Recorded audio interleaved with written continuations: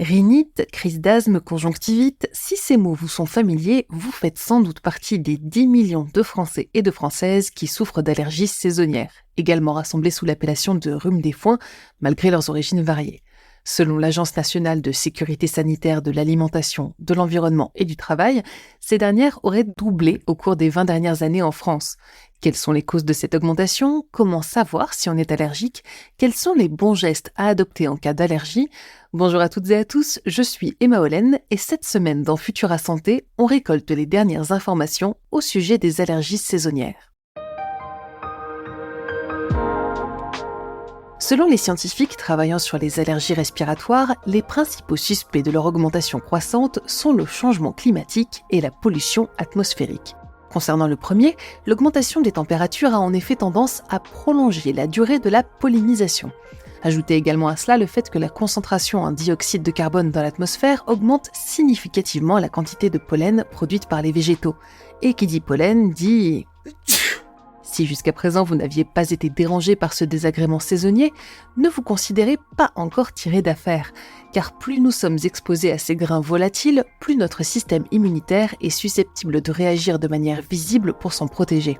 Cela peut passer par une accentuation des sécrétions de mucus, entendez le nez qui coule et les yeux qui pleurent, mais aussi par l'augmentation du taux d'interleukine dans votre sang, des messagers immunitaires impliqués dans la réponse inflammatoire.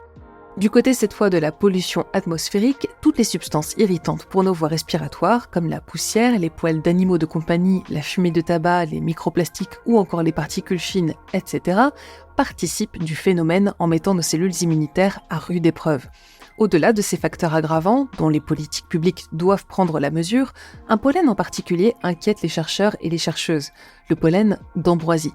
Selon la récente étude baptisée Polypollen, menée par des scientifiques français, il serait responsable de l'allergie qui survient le plus tardivement et deviendrait de plus en plus présent et allergisant.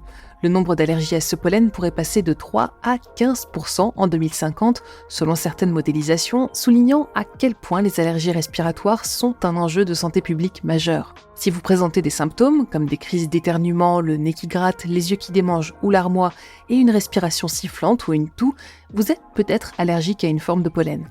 Pour poser le diagnostic, consultez votre médecin traitant afin qu'il vous oriente vers un ou une allergologue.